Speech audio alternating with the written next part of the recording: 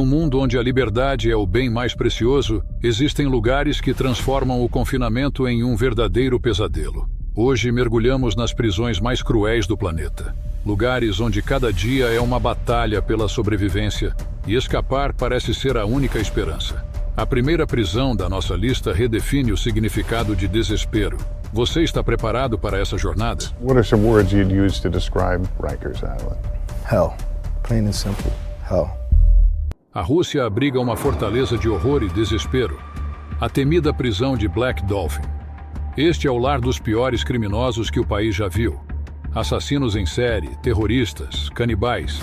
Aqui, até mesmo respirar parece um privilégio. Desde o primeiro passo, a mensagem é clara. Você não é mais humano. Ao entrarem, os prisioneiros são vendados, curvados e escoltados com as mãos algemadas nas costas. É um desfile de submissão. O objetivo? Desorientar. Quebrar o espírito antes mesmo de começarem a cumprir suas penas. As celas são projetadas para punir. Pequenas, escuras e vigiadas 24 horas por dia. Não há janelas, não há privacidade, não há escuridão para dormir. Cada movimento é registrado por câmeras, enquanto guardas inspecionam tudo, o tempo todo. Até o ato de dormir é interrompido por checagens constantes. A comida é uma sentença à parte. Uma sopa rala, um pedaço de pão. O suficiente apenas para manter os prisioneiros vivos. Nada mais. Aqui, a sobrevivência não é prioridade. É uma tortura prolongada. E o frio é um inimigo constante. Durante o inverno, a temperatura pode cair para menos 40 graus. As mantas fornecidas mal protegem contra o gelo que invade as celas. Muitos prisioneiros adoecem, mas cuidados médicos são um luxo que não existe. Mas o que realmente assusta em Black Dolphin é o destino dos detentos. Ninguém sai daqui. Não importa quanto tempo passe. Não importa seu comportamento. Este lugar não foi projetado para reabilitar, apenas para apagar. Apagar nomes, identidades e, por fim, vidas. Se há algo que define Black Dolphin é isso, um lugar onde a vida é congelada no tempo e a morte se torna o único alívio. Um lugar que não deveria existir, mas existe. E continua enterrando esperanças todos os dias. Prisão La Sabaneta, Venezuela. Se Black Dolphin é uma fortaleza de controle absoluto, La Sabaneta, na Venezuela, é seu oposto caótico. Este lugar não é apenas uma prisão, é um campo de batalha. Aqui, sobrevivência significa navegar por uma selva de violência, corrupção e desespero. Logo na entrada, a superlotação já deixa claro o tamanho do pesadelo. Espaço projetado para abrigar 700 prisioneiros, frequentemente acomoda mais de 3.000. As celas são como caixas de sardinha humanas, onde o calor sufocante e a sujeira se tornam parte do dia a dia. A privacidade? Inexistente? A dignidade? Apenas uma lembrança distante. Mas o verdadeiro terror de La Sabaneta está na ausência de controle. Os guardas não mandam em nada. Quem controla os blocos são gangues internas, facções que ditam quem come, quem bebe água e principalmente quem vive. Sem aliar-se a esses grupos, você se torna presa fácil. Uma moeda de troca ou, pior, alvo descartável. A comida é outra guerra. As porções fornecidas mal sustentam, e muitos presos são forçados a pagar por um prato extra ou lutar para não morrer de fome. Aqueles que não têm dinheiro ou proteção estão condenados à miséria. E o acesso à saúde, praticamente zero. Epidemias como tuberculose e sarna se espalham rapidamente, agravadas pela falta de higiene e assistência médica. O caos absoluto é o que torna La Sabaneta uma das prisões mais cruéis do mundo. Rebeliões e massacres são quase rotina. Em 1994, motim deixou mais de 100 mortos em uma única noite. Massacre tão brutal que chocou até os mais experientes em segurança prisional. Aqui a vida é descartável e a morte sempre iminente. Prisão Quang, Tailândia. O inferno na Terra. Se La Sabaneta é um caos controlado por gangues, Ban Quang, na Tailândia, é uma prisão onde o próprio sistema se torna o carrasco. Conhecida como a prisão do rei, este lugar é um lembrete sombrio de como as instituições podem desumanizar ao extremo. A brutalidade de Ban Quang começa no momento em que os prisioneiros entram. Durante os primeiros meses de encarceramento, todos, sem exceção, são obrigados a usar grilhões de ferro nos tornozelos. Essas correntes não apenas limitam a mobilidade, mas também atuam como um lembrete constante de submissão. Cada passo é um desafio físico e psicológico. As celas são pequenas, lotadas e sufocantes. Projetadas para 4 pessoas, muitas vezes acomodam até 10. Os presos dormem no chão, amontoados como peças de um quebra-cabeça. Não há espaço para se mover, muito menos para descansar. Cada dia é uma luta contra o aperto, o calor e o desespero. A alimentação é miserável. Uma tigela de arroz e sopa aguada é tudo o que recebem. Para muitos, isso não é suficiente nem para sustentar suas forças, quanto mais sua saúde. Quem tem dinheiro pode comprar algo melhor, mas a maioria não tem essa sorte. A fome é uma companheira constante, corroendo o corpo e o espírito. E como se isso não fosse suficiente, os detentos enfrentam o fardo do trabalho forçado. Muitos são enviados para fábricas ou minas, onde realizam tarefas extenuantes, sob condições perigosas e sem equipamentos de proteção. Aqueles que não conseguem cumprir suas cotas de produção enfrentam punições severas, transformando a prisão uma forma moderna de escravidão. A saúde dos detentos é praticamente ignorada. Doenças infecciosas, como tuberculose, espalham-se rapidamente, agravadas pela falta de saneamento básico e assistência médica. Febre, infecções de pele e doenças mais graves são tratadas com negligência ou muitas vezes simplesmente ignoradas. Para muitos, a prisão se torna uma sentença de morte lenta. O corredor da morte de Ban Quang é uma história à parte. Os prisioneiros que aguardam execução vivem em constante ansiedade, sem aviso prévio de quando será seu último dia. As execuções realizadas por injeção letal são rápidas e impessoais, uma conclusão fria para uma vida de sofrimento extremo. Mas talvez o aspecto mais devastador de Ban Quang seja a ausência de qualquer humanidade. Aqui você não é uma pessoa, nome ou sequer um número. Você é apenas um corpo, esmagado por um sistema que não busca reabilitar, mas punir. Para muitos que entram, o único alívio possível é o fim de sua existência. Gitarama, Ruanda, a prisão mais superlotada do mundo. Se o inferno tivesse um endereço na Terra, Gitarama, Ruanda, certamente seria um forte candidato. Originalmente projetada para abrigar cerca de 400 prisioneiros, esta prisão chegou a conter mais de 7.000 detentos, criando um cenário de completo colapso humanitário. Ao atravessar os portões de Gitarama, a visão é desoladora. As celas são tão lotadas que muitos prisioneiros não têm espaço para sentar, quanto mais para dormir. Durante o dia, eles ficam espremidos nos corredores ou amontoados nos pátios, enquanto à noite disputam pedaços de chão sujo para descansar.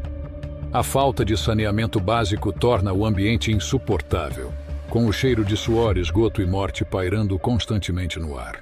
A comida é escassa e de baixa qualidade, frequentemente estragada.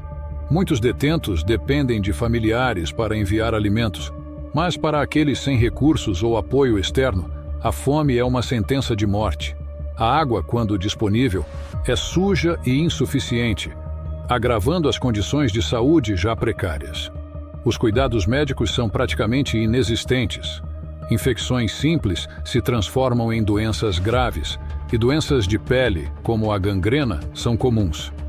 Os detentos que não conseguem atendimento rapidamente enfrentam a perda de membros ou até a morte.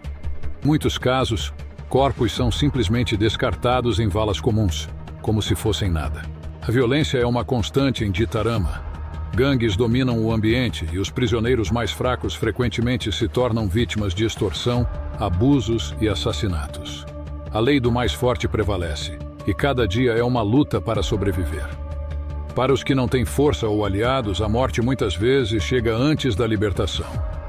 E como se tudo isso não fosse suficientemente aterrador, muitos dos detentos sequer foram julgados. Acusados de crimes menores ou detidos sem provas, eles são esquecidos pelo sistema judiciário, vivendo uma punição infinita sem ao menos terem sido condenados oficialmente.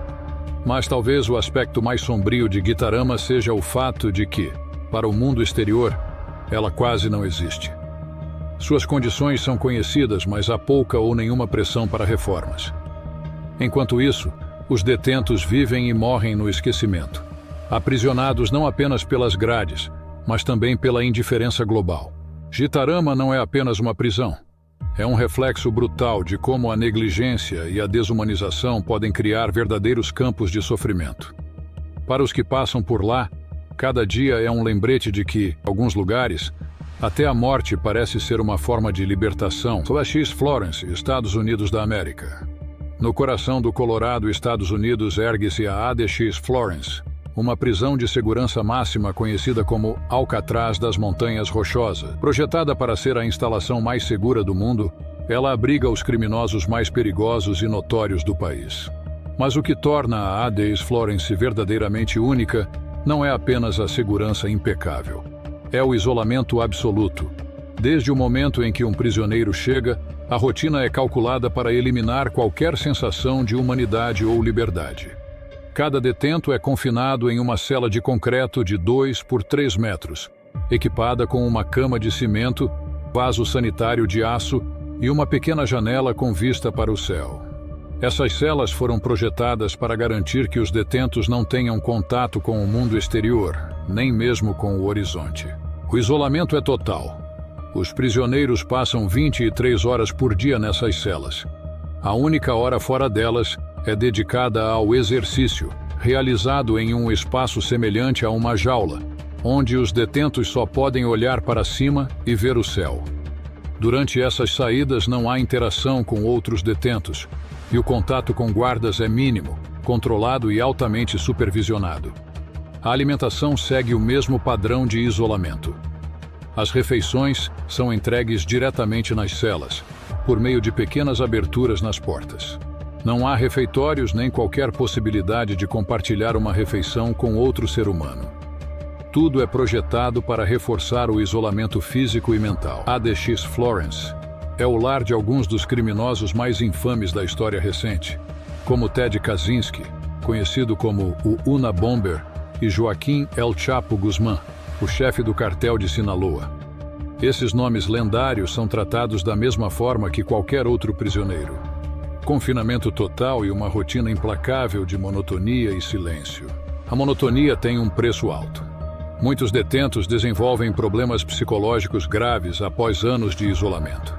Depressão, alucinações e automutilação são comuns. Uns recorrem ao suicídio como uma forma de escapar do tormento mental que a prisão impõe.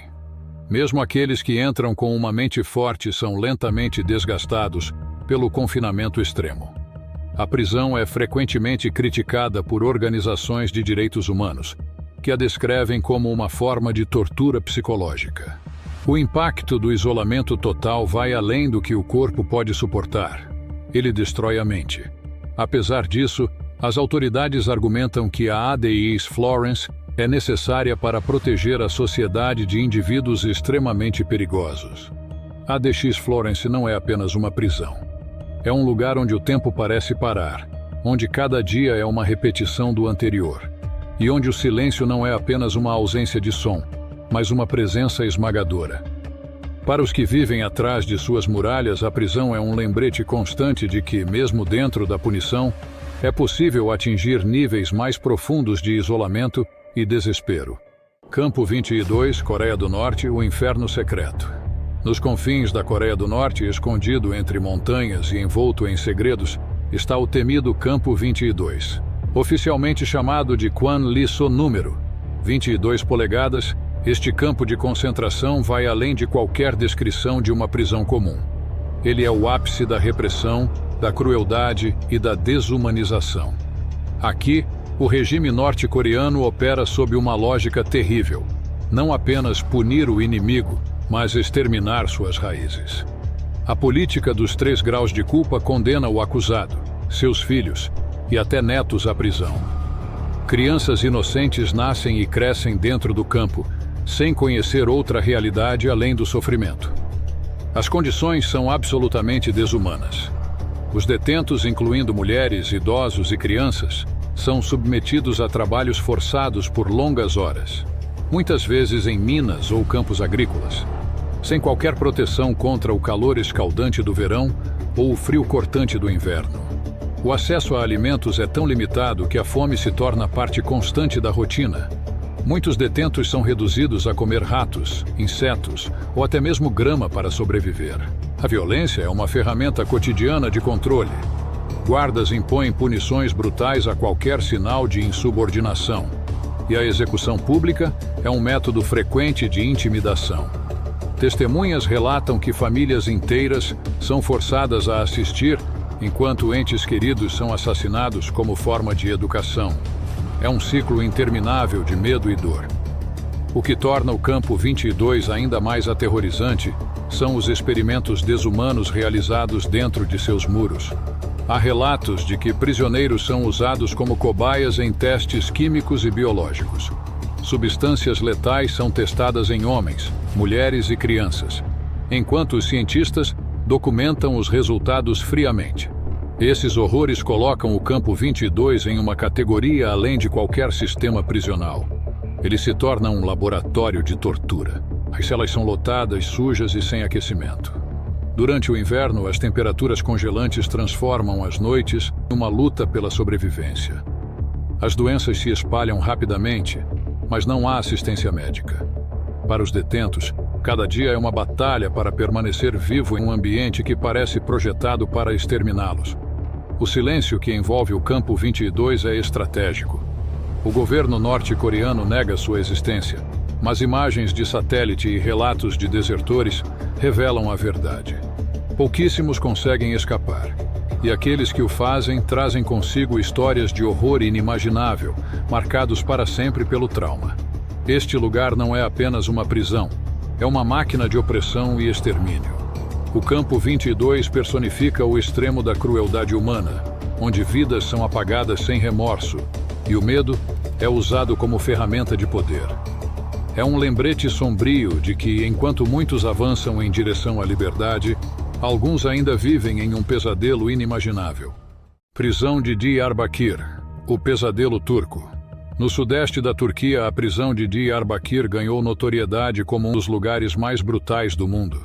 Construída inicialmente para ser uma instalação de segurança média, tornou-se um símbolo de repressão, tortura e dor, especialmente durante os anos de 2000 e a idade política da década de 1980. Este local não é apenas uma prisão, é um marco sombrio de como os direitos humanos podem ser ignorados em nome do controle estatal. Diyarbakir não se limita a confinar criminosos comuns. Ela tem sido usada para silenciar dissidentes políticos, principalmente opositores curdos e críticos do governo turco. Durante os anos de maior repressão, relatos de tortura física e psicológica chocaram o mundo. Espancamentos, privação de sono, choques elétricos e isolamento extremo eram práticas comuns, empregadas para destruir tanto o corpo quanto o espírito dos detentos. As celas de Diyarbakir eram superlotadas, com prisioneiros muitas vezes amontoados sem espaço para deitar. A comida fornecida era insuficiente e de má qualidade, deixando muitos detentos desnutridos. O saneamento era inexistente, resultando em surtos de doenças que raramente recebiam qualquer atenção médica. Para muitos, a vida ali era uma luta constante contra a fome, as doenças e o terror imposto pelos carcereiros.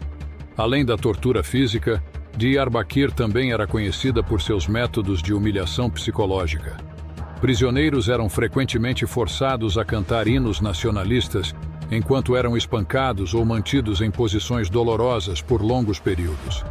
Essas práticas não visavam apenas punir, elas buscavam destruir a dignidade e qualquer traço de resistência. A violência em Diyarbakir não se limitava aos guardas. Dentro da prisão, gangues muitas vezes assumiam o controle, criando uma hierarquia de medo e opressão. Os mais vulneráveis eram explorados ou alvo de violência, e a falta de supervisão efetiva permitia que essas dinâmicas brutais prosperassem. Apesar do ambiente opressor, houve momentos de resistência.